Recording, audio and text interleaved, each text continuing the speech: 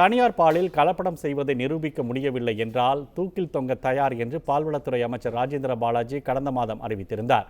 இந்த நிலையில் தற்போது வரை கலப்படத்தை நிரூபிக்காத ராஜேந்திர பாலாஜி தற்போது தூக்கில் தொங்குவாரா என்று திமுக செயல் தலைவர் மு.க.ஸ்டாலின் கேள்வி எழுப்பியுள்ளார்.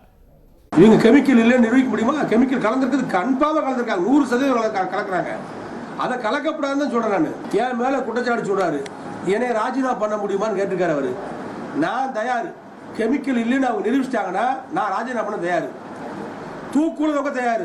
அதாவது பாலில் கலப்படம் செய்யப்படுகிறது, அதை நான் நிரூபிக்கவில்லை என்று சொன்னால் நான் ராஜினாமா செய்வேன். அதையும் தாண்டி தூக்கு கயிற்றில் தொங்குவேன், தற்கொலை செய்து கொள்வேன் என்றெல்லாம் சொன்னார். ஆனால் இன்றைக்கு வரக்கூடிய செய்திகள் எல்லாம்